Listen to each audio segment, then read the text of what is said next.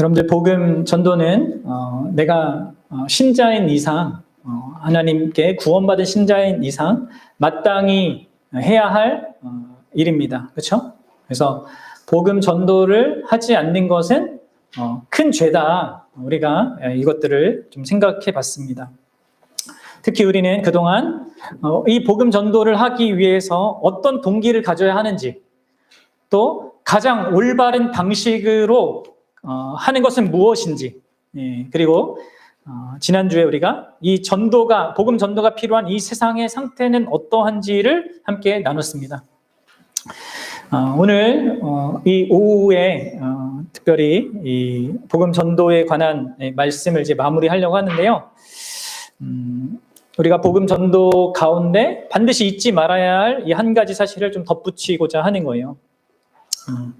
시간이 많지 않아서 간략하게 전할 수밖에 없지만 꼭 여러분들이 이 복된 사실을, 이 영광스러운 사실을 잊지 않았으면 좋겠습니다. 오늘 나누고 싶은 그 말씀은 바로 그 주제는 결국 앞에 있는 이 제목과 같습니다. 복음 전도의 주체가 누구냐? 복음 전도를 주도하시는 분이 누구냐? 이것은 바로 하나님이시다. 이게 우리한테 명확하게 있어야 됩니다.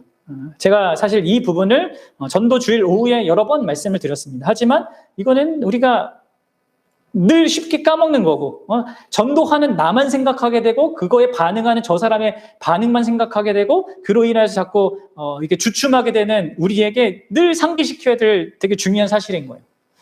복음 전도의 창시자, 오늘 우리가 오전에 결혼의 창시자도 하나님이라는 것을 배웠는데, 복음 전도의 창시자도 누굽니까? 바로 하나님 자신이에요. 창시자일 뿐만 아니라 여전히 주도적으로 그 일을 행하시는 분이 바로 삼위 하나님이시라는 거죠. 우리는 복음 전도를 생각할 때마다 결코 이 사실을 잊어서는 안 됩니다. 복음 전도가 궁극적으로 근원적으로 하나님께서 하시는 일이다라는 것을 꼭 기억하셔야 돼요. 내가 동참하는 거고 교회가 동참하는 것이지 그 주체와 주도권은 하나님께 계시다. 하나님께 있다. 이런 것을 잘 생각하시기 바랍니다. 여러분들 잘 보십시오. 일단 하나님께서 아들을 보내셨잖아요. 그렇죠? 오늘 본문의 말씀처럼 아버지께서 나를 보내셔 내가 왔다. 이렇게 얘기하십니다. 그리고 아들이신 그 하나님은 이 땅에 오셔서 어떻게 하셨습니까? 실제로 하나님과 인간 사이에 깨어졌던 그 관계를 화평케 하는 그 일을 행하셨어요. 그리고 그 일을 한 것을 증언해 하셨단 말이에요. 친히. 화평을 이루셨고 그 화평의 복음을 전하셨단 말이에요. 또 하나님께서는, 성부 하나님께서 어떻게 하십니까? 이 화평을 이루신 그리스도를 증거하도록 그것을 기쁨으로 감당하는 성령님을 이 땅에 또 보내십니다. 그래서 여러분들 보십시오. 이 복음 전도의 그 중심에 주체로 하나님이 계십니다. 심지어 이제 교회를 세우는 이 일에도 예수님이 이렇게 말씀하시잖아요. 마태복음 16장 18절 잘 들어보십시오. 또 내가, 예수님이 얘기하시는 거죠. 내가 너희들한테 이른다, 말한다. 너는 베드로라. 내가 이 반석 위에 내 교회를 세우리리. 음부의 권세가 이기지 못하리라. 교회는 누가 세웁니까? 예수 그리스도 그분이 세우는 것입니다. 교회 사람들을 누가 데리고 오게 하는 겁니까? 예수 그리스도 그분이 하시는 것입니다. 그러니까 여러분들 교회가 전도를 한다는 것은 뭐예요? 그분이 하시는 그 일에 동참하는 거예요. 자, 이 말씀을 예수님이 승천하기 전에도 또 하시죠. 마태복음 28장 18절에서 20절에서 이렇게 얘기해요. 예수께서 나와 말씀하 이르시되 하늘과 땅의 모든 권세를 내게 주셨으니 내가 받았다. 그러니까 뭐예요? 19절에 너희는 가라. 내가 모든 권세를 갖고 있다. 그러니까 너희는 가라. 모든 족속으로 제자를 삼고 아버지와 아들과 성령의 이름으로 세례를 베풀고 내가 너희에게 분부한 모든 것을 가르쳐 지키게 하라. 이게 복음 전도잖아요. 그냥 예수님 얘기만 하는 게 아니라 그 예수님이 같이 모든 것을 지키도록 하게 하는 것까지 하는 거예요. 근데 뭐라고요? 이어서 볼지어다 내가 세상 끝날까지 너희와 함께 하겠다. 이 전도의 주체가 누구라는 거예요? 나는 가만히 저 구석에 그냥 한번 너희들 잘하나 못하나 보겠다 이 얘기가 아니잖아요. 내가 함께 하겠다는 것은 내가 이 일을 하는 주체라는 것을 기억하라는 거예요. 복음 전도에 생명을 살리는 이 일에 그 역사에 내가 있는 거다. 그리고 너희는 그 나의 일에 동참하는 거다라고 얘기하시는 것이죠. 하나님 여러분, 이 사실 알고 있습니까? 복음 전도가 하나님이 하신 일이라는 걸 알고 있습니까? 하나님이 이 땅 가운데서 하시는 것 중에 가장 하나님이 기뻐하고 영광스럽게 생각하는 그 일이라는 걸 알고 있습니까? 그리고 여러분들, 그 하나님이 하신 일에 우리가 동참하는 겁니다. 참여하도록 부름받는 겁니다. 자, 보세요. 성부 하나님께서 성령 하나님을 통하여서 예수 그리스도를 복음을 선포하는 일을 하십니다. 근데 그 일에 교회가 참여하는 거예요. 사실은 하나님은 교회 없이도, 우리 없이도 이 모든 구원을 하실 수 있습니다. 그렇죠? 하실 수 있어요. 근데 하나님은 어떻게 하시기로 하셨냐면 교회를 통해서 하기로 하신 거예요. 왜 그럴까요? 왜 그렇게 하신 걸까요? 아니, 하나님이 하실 거면 그냥 알아서 혼자 다 하시지 왜 우리를 굳이 거기에 결부시켜서 하시려고 하는 겁니까? 생각해 보셨어요? 네. 왜 그렇겠습니까? 우리를 사랑하시기 때문입니다. 여러분들, 사랑하면 뭐예요? 어때요? 모든 좋은 일은 같이 하고 싶습니다. 사랑하면 맛있는 거 같이 먹고 싶고, 사랑하면 어떤 의미 있고 가치 있는 일이 있다면 그걸 같이 하고 싶은 겁니다. 아시겠어요? 왜 하나님께서 우리 믿는 자들에게 복음을 증거하라고 요구하시냐? 하나님이 뭐 힘이 없고 능력이 없고 뭐가 도움이 필요해서가 아니라 하나님 자신이 하는 일에 우리가 동참하기를 원하시고 우리를 사랑하셔서 그 가치 있고 의미 있는 일, 우리가 이 땅 가운데 사는 동안에 여러분 남는 일이 뭐겠습니까? 어차피 죽으면 다 끝나는데 뭘 이루고 성취해도 죽으면 여러분들 다 끝이잖아요. 근데 영원히 남는 게 있어요. 그게 뭐예요? 하나님이 하시는 그 일이에요. 영혼을 살리는 그 일입니다. 복음을 전하는 그 일입니다. 그래서 여러분들 복음을 전한다는 것은 영광스러운 거예요. 그래서 여러분들 이 복음을 전하는 일의 중심에 주체에 하나님이 계시다는 이 사실을 명확하게 아셔야 됩니다. 그리고 그렇게 하나님께서 하시는 일이고 또 우리가 그 하나님의 일에 동참하는 거기 때문에 이 복음 전도는 그 열매와 결과를 보기 위해서 반드시 기도가 수반되어야 됩니다. 하나님이 하시는 일이기 때문에 기도가 수반되어야 되는 거예요. 기도는 우리로 하여금 이 복음 전도의 주체가 하나님임을 기억하게 하는 거예요. 또 기도는 하나님께서 죽은 것과 방불한 상태에 있는 인생들에게 생명을 가져다 주시는 그 하나님의 능력과 역사가 이게 발휘되는 통로이고 수단이에요. 기도는 우리의 힘으로는 생명을 살릴 수 없고 어떤 한 사람도 구원할 수 없다는 것을 알기에 하나님만을 의존한다는 그런 겸손과 그런 믿음의 고백입니다. 그러니까 하나님은 이런 기도를 통하여서 일하세요. 사랑하는 여러분, 우리에게 이러한 기도가 필요합니다. 하나님이 하시기 때문에 기도가 필요한 거예요. 기도가 없으면 하나님이 일을 못하기 때문이 아니라 하나님이 기도를 통하여서 자신의 역사를 이루기로 하셨기 때문에 기도가 필요한 겁니다. 그럼 잘 생각해 보셔야 돼요. 우리는 기도해야 합니다. 복음을 전하고 그 복음에 전하는 그 역사가 열매 맺는 것을 위해서 기도해야 돼요. 그럼 심지어 사도 바울도 계속해서 교회들에게 자신을 위해 기도해달라고 요청을 합니다.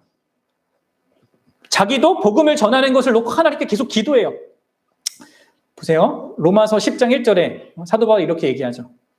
읽어봅시다. 시작. 형제들아, 내 마음에 원하는 바와 하나님께 구하는 바는, 내가 기도한다는 거잖아요. 기도한다. 내가 원하고 정말 하나님께 간절히 구하는 게 뭐예요? 이스라엘을 위함이니 곧 그들로 구원을 받게 하려 함이라. 그러면 사도 바울이 얼마나 복음을 전하는 데 있어서 정말 능력자입니까? 전문가입니까? 근데 그도 자기 힘과 재능과 능력으로 이 복음 전하는 것을 감당하는 것이 아니라 하나님 앞에 기도하면서 한단 말이에요. 그리고 이제 골로새서에 보면 또 이렇게 사도 바울이 얘기해요. 골로새서 4장 3절에 교회에게 이런 부탁을 해요. 뭐라고요? 또한 우리를 위하여 기도해 주라. 하나님이 전도할 문을 우리에게 열어주시도록, 그리고 그리스도의 비밀을 말할 수 있게끔 기도해 달라고 사도 바울이 또 교회에게 부탁도 하고 있단 말이에요. 여러분 이게 다 뭐예요? 집중하세요. 네.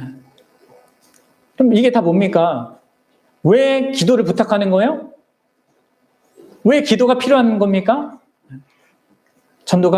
복음 전도가 생명을 살리는 일이 하나님이 하시는 일이기 때문에. 그래서 여러분들 복음 전도에는 반드시 기도가 필요한 것이죠. 그래서 우리가 자신의 복음 전도를 위해서도 그렇고 우리 서로의 복음 전도를 위해서 정말 함께 기도하는 그런 교회가 되어야 합니다. 하나님 여러분, 진짜 여러분들이 하나님 앞에 진짜 좀 그렇게 간구했으면 좋겠습니다. 내가 한 번 사는 인생인데, 그리고 이제 앞으로 우리가 살아갈 일이 뭐 30년, 40년 이 정도밖에 안 남았는데 한 해 한 해 지날 때마다 적어도 이 한 해 동안 내가 누군가를 믿음으로 이렇게 예수님께 나아가는 그것에 내가 수단이 되고 통로가 되게 도와달라고. 내가 직접 연관되는 그 일이 없이 한 해가 지나가지 않게 해달라고 여러분들 기도하셔야 됩니다. 하나님 기도를 통해서 역사하시거든요. 그래서 여러분들 시간을 정말 정해서 예수님을 모르는 사람들 위해서 또 복음을 전하는 자기 자신을 위해서 기도하셔야 됩니다. 그리고 마지막으로 여러분들 하나님이 하시기 때문에 반드시 여러분들이 가져야 될 것은요. 결코 복음을 전할 때 결코 낙심하지 않는 것입니다. 우리가 흔히 복음을 전하다가 항상 지치는 이유는요. 우리의 초점이 항상 다른 대상에게 일어나는 어떤 변화와 그 극적인 무엇을 기대하기 때문에 그렇습니다. 사랑하는 여러분, 우리가 복음 전도에 능동적이고 적극적이어야 하는 그 이유는 상대방의 반응이나 전도의 효율성 때문이 아닙니다. 우리가 이거 동기를 살필 때 했잖아요. 동기를 다루면서 나누었듯이 이게 예수님의 명령이기 때문에 우리가 하는 겁니다. 그리고 이게 이웃을 향한 사랑의 표현이기 때문에 하는 겁니다. 그리고 그것이 예수님을 영화롭게 하는 것이기 때문에 이 복음 전도를 하는 겁니다. 동기는 그래야 하는 거예요. 그래서 능동적으로 적극적으로 하는 겁니다. 상대방의 반응이 중요한 게 아니란 말이에요. 그리고 더 중요한 것은요. 우리가 더 중요하다기보다는 우리가 확인해야 될 것은 상대방의 반응이 아니라 더 주목해야 될 것은 복음을 나누는 것을 통하여서 우리 안의 역사, 내 안의 역사는 하나님의 역사를 우리가 주목해야 돼요. 사랑하는 여러분, 복음은 자기가 진짜 복음을 소유한 자라면요, 그 복음을 전하면 전할수록요, 그 사람은 더 하나님을 온전히 알게 돼요. 자신이 그리스도 안에서 갖고 있게 된 그 모든 복된 것을 더 온전히 이해하게 됩니다. 이게 놀라운 거예요. 사실 어떤 의미에서 복음은 나를 위해서 전하는 거기도 해요. 그런 맥락에서. 그래서 여러분들 상대방의 반응보다는 그거는 눈에 보이지 않는 어떤 하나님의 역사이기 때문에 우리가 다 헤아릴 수가 없어요. 거기에 너무 연연하지 말고 더 중요하게 생각해야 될 것은 그 복음을 전할 때 내 안에 이 복음이 더 분명해지는가, 선명해지는가, 이 복음이 기쁨이 되는가, 하나님이 나한테 더 생생해지는가, 이거예요. 이걸 확인해야 됩니다. 그래서 여러분들 빌레몬서에 보면 이런 말씀이 있는 겁니다. 한번 보세요. 여기 읽어봅시다. 시작.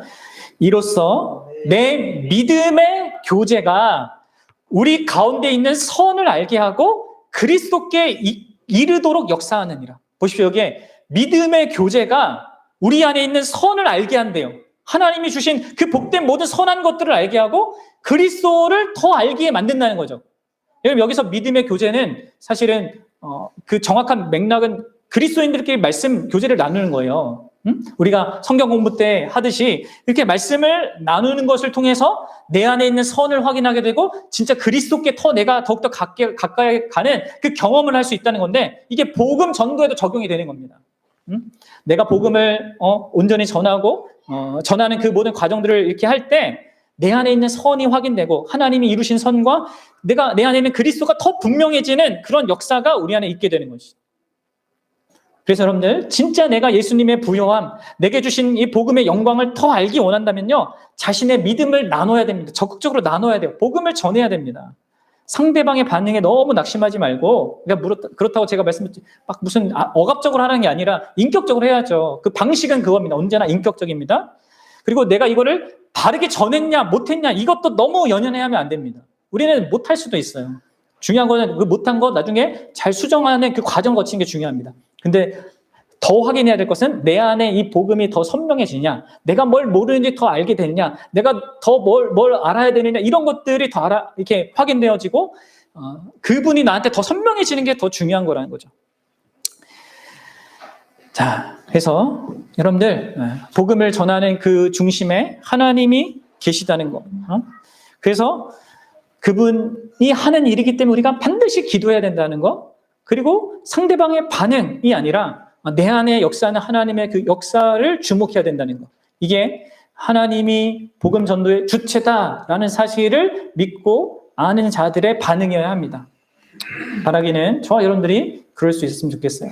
특별히 이제 우리가 이제 3주 남았잖아요. 그래서 복음을 전하고자 하는 그 대상들이 있을 거 아닙니까? 그들에 대해서 하나님이 일하실 것을 바라보고 하나님이 역사해 주시기를 진짜 우리가 간절히 기도하고, 그렇죠? 우리가 이제 매일 9시에 기도하기로 했습니다. 그래서 9시에 10분이라도 내가 복음을 전해야 될 대상을 위해서, 그리고 하나님 역사하기 위해서, 그리고 교회를 위해서 우리가 같이 기도했으면 좋겠고요. 그리고 그런 기회를 통하여서 복음을 전할 때 내 안에 그게 선명해지는가를 확인하십시오. 그리고 신자라면 여러분들 그거 확인이 됩니다. 그것을 기대하시고요. 그럴 수 있었으면 좋겠습니다. 우리가 성경 공부할 때 나누면서 내가 뭘 모르는지 알게 되니 이렇게 경험하게 되는 것처럼 복음을 전할 때 하나님이 내 안에 역사하시는 것을 경험할 수 있을 거예요. 그래서 그런 것 속에서 여러분들이 그분과 함께 그분이 하는 위대한 그 일에 정말 동참하는 복된 인생이 되길 바랍니다. 아시겠죠? 네. 우리 찬양하고 마치도록 하겠습니다.